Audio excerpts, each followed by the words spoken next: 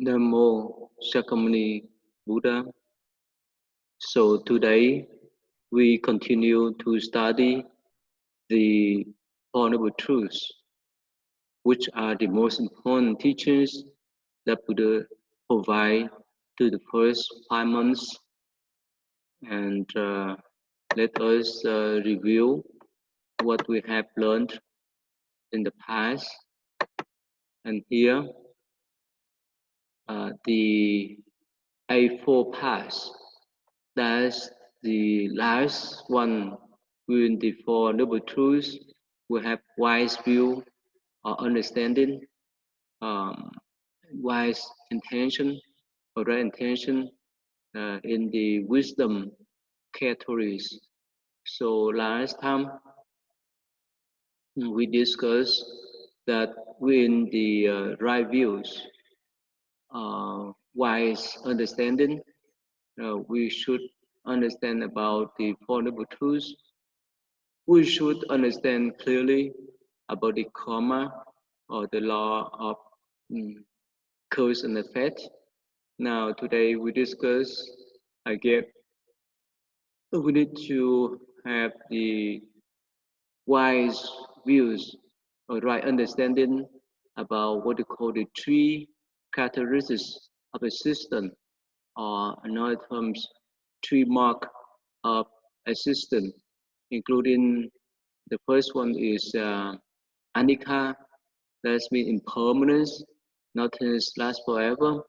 The second one is dukkha, or sufferance, unsatisfaction, difficult to break. And the last one is no cell, on the emptiness of cell. So that belong to the wise views. It's very important for us to recognize those principles without having the right views about them. It's not easy for us to let go of things. So let us go further. The first one, what we call the anicca or impermanent. So here, the Buddha reminds us that all things in life are changing moment by moment. Nothing is stand independently. Nothing lasts forever uh, because things are changing. Things are in status. And so we need to recognize us so that we could accept the change. Otherwise, we um, attach to things that they are changing. Um, that may bring the sufferings to us. For example, if we somehow drop a cell phone, and of course, this we may damage that cell phone. And of course, if we just drop it accidentally, so nothing we can change it. So because life's impermanence, at one instant we can use it, another instant we can't. So that teach us the impermanence principle. Of course, having intention to smash the cell phone is different story, but I'm talking about somehow when we break it accidentally, and we have to accept the reality. Otherwise, if we still have some kind of anxiety and kind of hatred about the reason why we drop or break that cell phone, we bring our own sufferings. So again, we need to recognize us. So let me show you there's some information about this kind of what we call life changing. Our life is like the weather. We cannot predict what's happening to the weather. Uh, in an hour, the weather is maybe nice. Another hours maybe bad. So it changes moment by moment. So they are unpredictable, and this is a cycle of water too. And again, we see the warmth, it change bit until it's become butterfly. And there's some people they say life's unpredictable, and control is just an illusion. There's no way for us to control life because everything is changing. So if we understand that principle, it's much easier for us to accept and move on. Otherwise, if we attach to something that we think that's so static, it is so solid, it's so concrete, but when they break, when we lost them, we will be more suffer. For example, nowadays because of coronavirus, many people lost their jobs, and up to now they say that around 30 million people have work in this country. So before they have the great jobs, but somehow coronavirus changed everything. Uh, they come without any kind of expectation. So that's why if we don't recognize the impermanence of life, we may torture ourselves. We may uh, be suffer because of those change. And of course, the changing is not only for material lives, for physical life, uh, but also for the mental life. So here, our mind, uh, our mentalities are changing from moment to moments. Here, this is a cycle of our mental health, positive or negative flow model depend upon how we see. So we have thought, belief. Those thought and beliefs are the source of our thinking, emotions. It will affect our feelings, and these emotion and feeling would affect to our behavior and action. And from the behavior and action, it bring to the consequence that may affect to other people. For example, if we believe in uh, respecting animal rights, because we believe in reincarnations, the animal right is so important. We need to recognize because no one have the right to take the life of animals or the people life. Um, Probably uh, in our belief, the animal may be our relatives in the past. Um, because of the past karma, that's right, they became animal now. So with that thought and belief, we have the good feeling about those animals. We respect their rights. We don't want to harm them. That's affect to our behavior. And if we have the chance to harm them, but still in our thought, in our belief, in our feeling, we would not feel right to harm them, to kill them for our meat, for our meal. So that is the consequence. We may release animals. Um, we may help them out to live instead of harm them. And on the other hand, if our thought and belief that okay, animals are there for us to consume, and we don't have much feeling about them.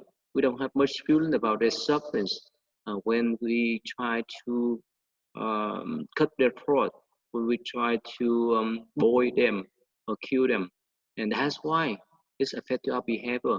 And consequently is that yes, um, those animals will die because of our meal. Again, so this is the cycle of mental health. It's changing from moment by moment, um, and it's never stop.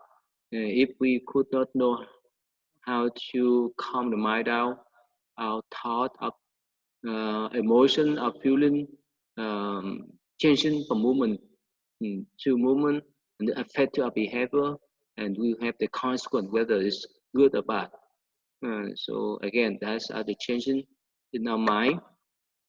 And again, nowadays we know that the COVID-19 impact our life uh, so great that go beyond our thinking.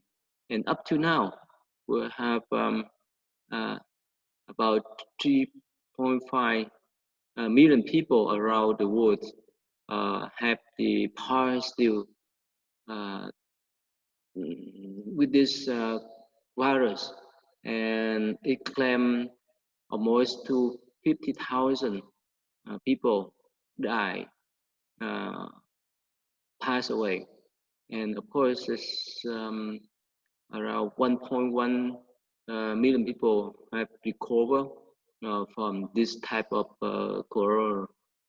virus. But still, the impact is so tremendous that go beyond our thinking. We looked at when we are locked down, we have the empty freeway here. It's still rare, especially in the United States, to have these scenes that we could not see much the activities on the road, on the freeway. And of course, when people go out, they need to wear the mask. And some people, even they would be recover, but still it impact on their health tremendously. And we were impacted by the lockdown. So we cannot come together more than 10 people because we may concern that the spreading of the virus. And of course, there's many businesses have been closed and school closed and so forth. And of course, up to now, there's some state try to open or relax the lockdown rules, but still um, the impact of this coronavirus is so uh, unbelievable. It's tremendous as we could not imagine uh, in the last few months. Last year, we could not imagine that we have to deal with those uh, sufferings or those changes. It affect to most of us, all of us, um, especially in this country. Many of us um, lost our jobs, and up to now, they estimate that around 30 million people in the United States lost their job. Um, and with that, uh, losing jobs, they stay home and they may not have enough saving to pay for the bill, to pay for the mortgage uh, and utility and so forth. So again, this type of COVID-19 or coronavirus um, gives a tremendous negative impact on our life that before we could not have that kind of thought about this type of coronavirus. So again, life is changing from moment to moment. We cannot anticipate anything in the future. Of course, we can make some type of arrangement.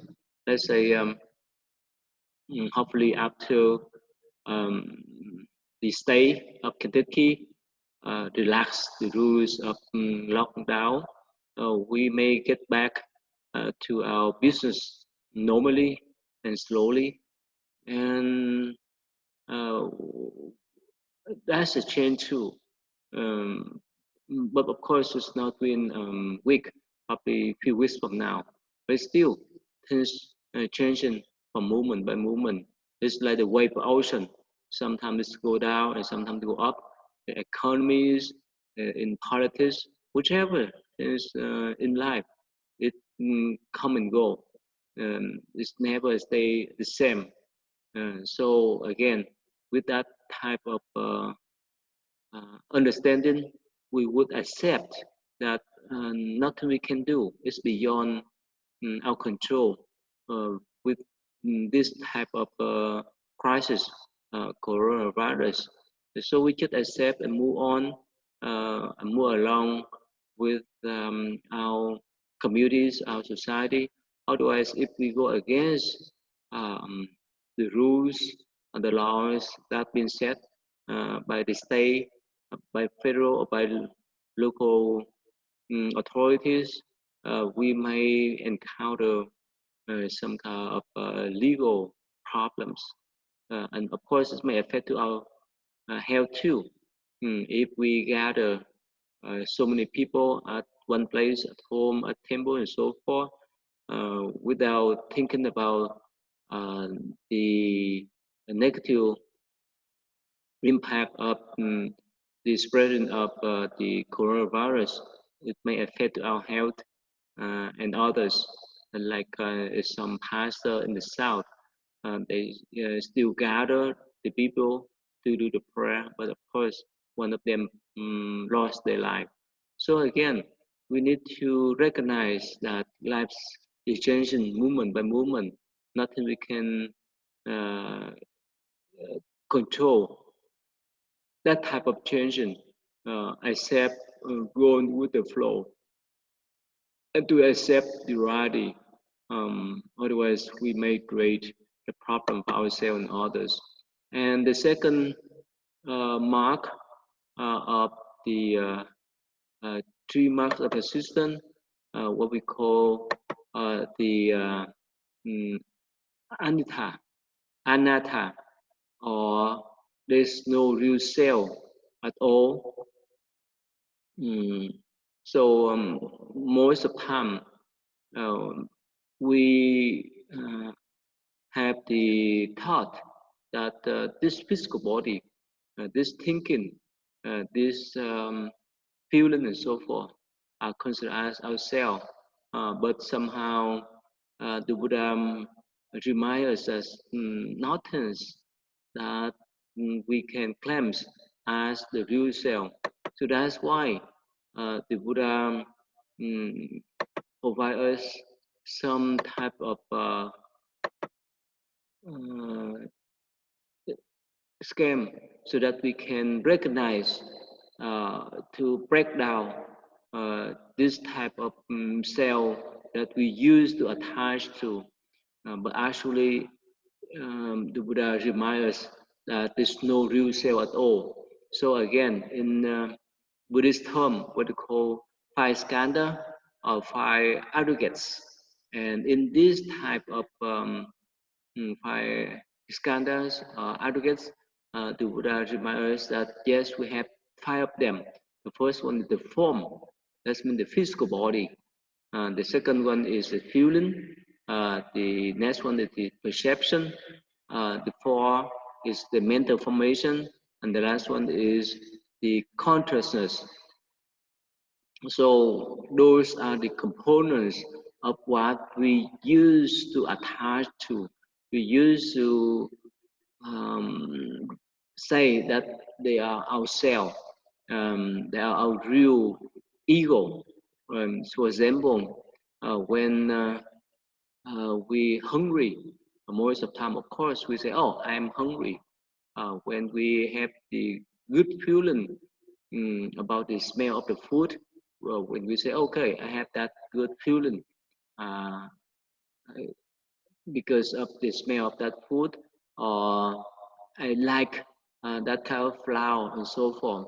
So somehow we identify ourselves with certain things and we claim that, oh, that's ourselves, that recognize them, that have that kind of feeling, that have that kind of thinking and so forth. But actually, the Buddha reminds us that there's no real self at all. And of course, some of us may ask, if there's no real self, why do we need to take care of our life and so forth? Let us talk about that later on. Now here, we can break down and recognize why the Buddha reminds us there's no real self. Now, the first one, what we call the form that relate to the four elements: the earth, the water, the wind, the fire. So in Buddhism, this physical body was composed by the four basic elements. The water is like our blood and so forth. The earth is like our flesh, our bone, and so forth. The wind is mean our air. We inhale and exhale. The fire does mean the warmness that we have in our body. And of course, we have the body and the body sense organs like the eyes, the ears, the nose, the tongue, right here. These five sense, the form, uh, we have five sense, the sense of sight, sense of taste, sense of touch, sense of smell, sense of sound. So these are the five sense that everyone of us has. And these are the four elements: the earth, the water, the fire, the wind, are the components of what we call this physical body. So again, if we um, separate them item by items, there's no real cell at all. So if we separate the water from our body, of course, there's no physical body could be survived if we separate the waters. For example, if we don't have any blood in our body, we cannot survive up to now. And if there's no more fire, no more warmth in our body, will be a dead corpse and so forth. So again, the Buddha say they compose uh, our uh, physical body, including the five sense organ. And the next one, that's the form, right? Because we have the five sense assistant organs, we have contact with external conditions. And the next one, what we call the feeling and sensation. In Buddhism, we have good feeling, bad feeling, and neutral feeling too. So in psychology, they list out all kind of feelings we can recognize. For example, the confidence, the frustration, the anxiety, disappointment. So these are the cycle of feeling, right? If we have confidence, we're more happy, we're more pleased, we're more delightful. But if we are frustrated, um, we may feel annoyed, irritated, offended, and so forth. If we feel disappointed, we may be despair. Uh, we might be discouraged with that type of sad feeling. And if we have the feeling of being afraid of something, we may be terrified. For example, the wild animals, like the bear, like the lions, when we see them in the forest, or when we see the criminals, and so forth. So these are the interest feeling that we have. So this is what they call the cycle of feeling that we may have. But in Buddhist view, we have good feeling, bad feeling, and neutral feeling. Good feeling like we feel happy, bad feeling like we feel sad, and neutral feeling that means we would not have much that feeling at all. With the rock, with the trees, with the stranger, but we may have good feeling about someone we love, and we may have bad feeling about someone that we may not like. So that's related to what they call the feeling. Um, and the next one, what they call perception. Um, so the perception includes the network of verbal conception, a network of non-verbal conception, the network of education, network of impression, the network of association. Let me show you here. Perception include the verbal and non-verbal perception. The verbal including the spoken language like English, Vietnamese, Chinese, and so forth, or written language that we can write, we can print out, the sign language, and so forth. The non-verbal language conception or perception include facial expression. For example, a child, if they hungry, they may have angry face. Or we have body language, or the gesture, or how we raise or lower our voice, so that people can recognize or have the feeling about our behavior, our feeling, and we may have eyes contact with other people, whether in a friendly or unfriendly manner.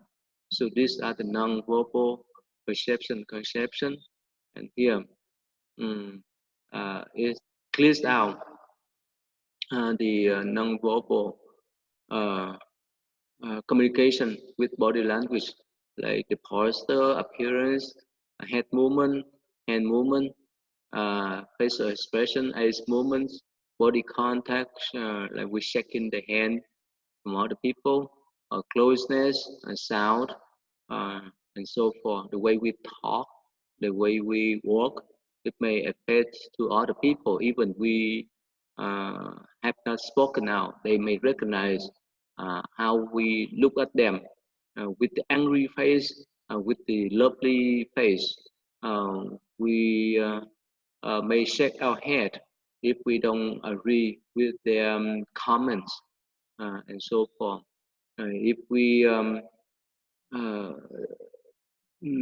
don't uh, shake the hand of the other people, I mean that in normal times, they may recognize, they may think that we don't respect them. Of course, during this time of the year, during this coronavirus outbreak, um, of course we have to refrain from shaking other people, because we concerned that the virus may get into our body from other people. Uh, so again, depend upon how we interact with other people, we have those type of non-verbal perception, conception, and we have some verbal communication, like how we talk with other people, how we express our view through speaking, uh, and so forth. And those are the skill of communications, the skill of interaction with other people. And so that's why here the Buddha lists out them as what they call the network of verbal conception and network of uh, verbal conception. So the next one, uh, what they call the perception, conception about education, impression, association. We have all kind of idea about riding the horse, idea about developing a new cars, a new airplane, and so forth. We have some kind of impression that we may show to other people, like the first impression. We try to impress other people when we have job interview, when we first meet our friends, we first meet with our girlfriends, boyfriends, or our clients, our patients, and so forth. And we have a social network, especially with internet connection. Uh, we can connect ourselves with other people virtually. Even we stay home, As soon as we have strong internet connection, we can talk with other people in Africa, in Asia, um, and so forth, uh, because of the internet. And of course, we use social medias like Facebook, Zoom, Twitters, and so forth to communicate with other people instantly. Of course, in the past, let's say past 10 years, 20 years, we would not have that type of technology. But now, because of the advance of technology, we can use those social media to communicate with other people. Like today, we just did the Buddha birthday celebration online. Many of us logged in Zoom to participate in our Buddha birthday celebration virtually because we could not come together uh, as before due to the coronavirus outbreak, due to the lockdown. And so that's why with that kind of technology, we can perform the Buddha birthday celebration here at our center, and other people they can log in to the Zoom or Facebook to follow our celebration. Mm. So again, these are the social network that we could recognize, and it come from our uh, thinking. Right? At first, someone should develop that type of internet, and now we use them for our advantage. Of course, many business, even government, uh, use internet as a source of communication. Now, especially many people they stay home, but they still working virtually. Um, so, of course, because of that type of developments and invention, they're so useful for us nowadays. Imagine that if we were locked down without any kind of communications, it's pure talk. But since the advance of technology could help us to do some business, not as usual, but at least we can communicate, do some business virtually, remotely. Mm. So that again, that's come from our perceptions that we have developed about this type of technology so that billion people could utilize it. So again, let me summarize this type of perception is come from our thinking, not come from any high beings or God that provide us television, that provide us internet, that provide us computer and so forth. It's come from human thinking, human developments, human inventions of those technology, and we can use them for our own benefit as well as other.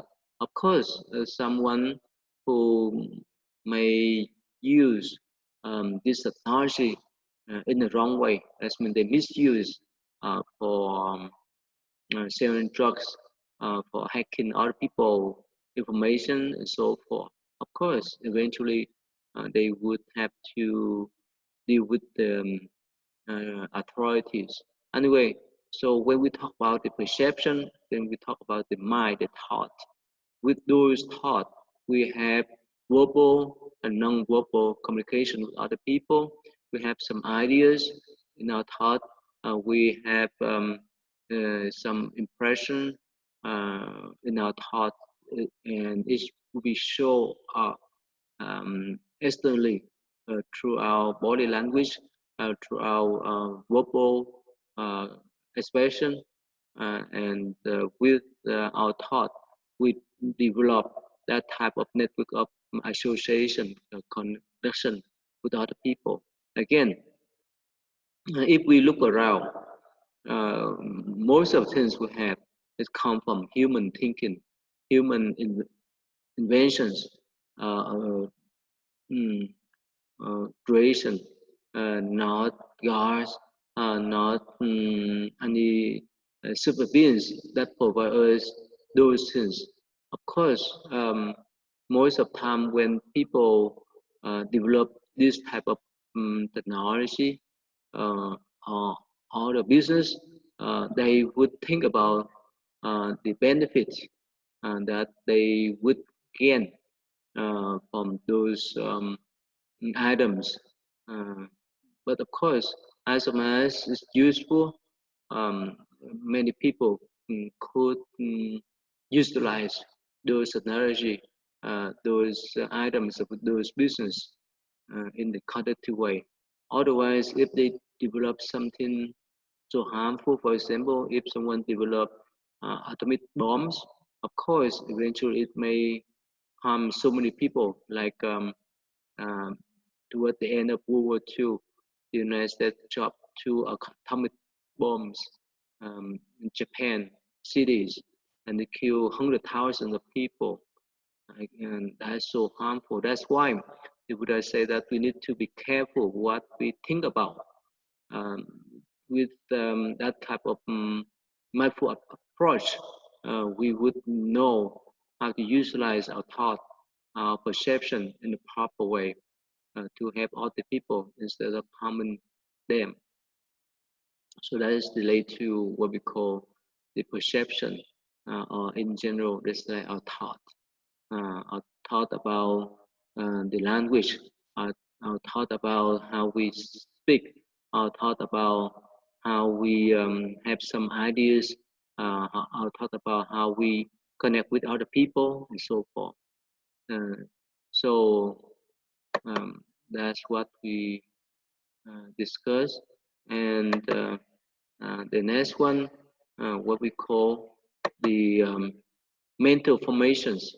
It has uh, directions to the stimulus, external stimulus, in the form state of mind. Uh, it develops some kind of karma. That means it relates to our habitual patterns.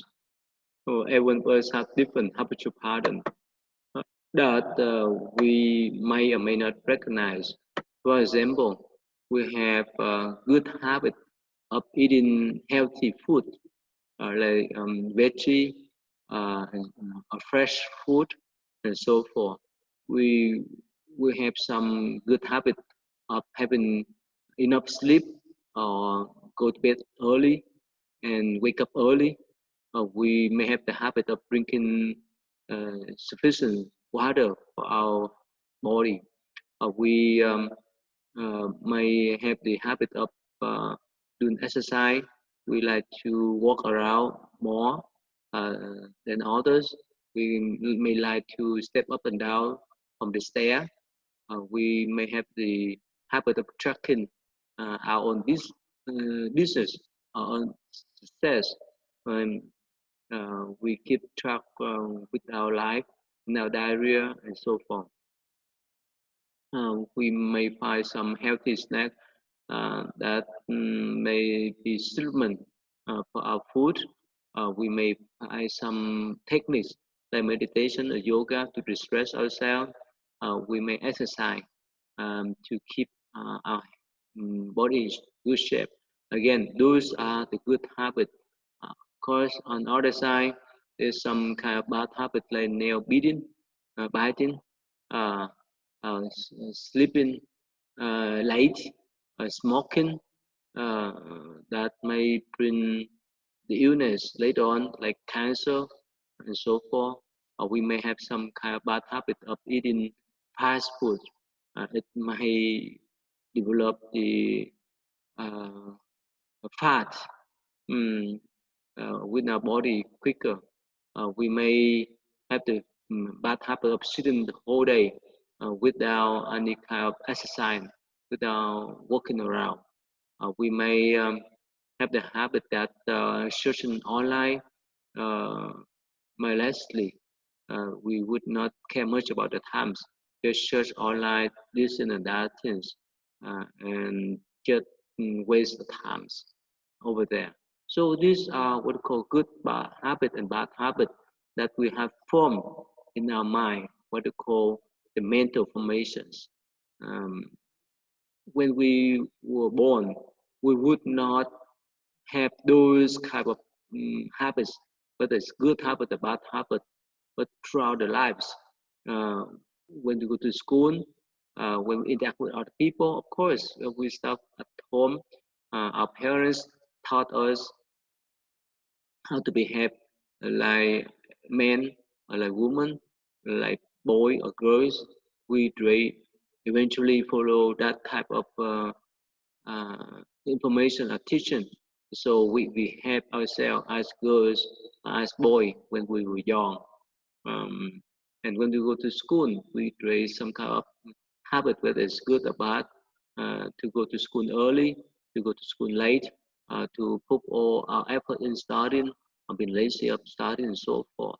And so again, the good habits or the bad habits were developed throughout the course of our life, depend upon who train or guide us, and depend upon our mm, approaches, our views of life. And if we uh, like to sustain our life, to prolong our life, we would follow the good habit of eating healthy food, of go to sleep early, to do exercise and so forth. But if we don't care much about our physical body, we don't care much about what's going on in the future, we may drink alcohol, we may smoke, uh, we may eat fast food, and of course, eventually we are the one who pay for the price of smoking, of drinking, of consuming fast food. We may have cancer, we may have lung um, this cancer and so forth because of those bad habits. Of course, um, this type of habit may be developed throughout the times, uh, depend upon uh, who we live with, depend upon who we associate with, and that become the routine work or behavior. Like every morning, we like to drink coffee, we like to drink tea, we like to have a donut, and so forth.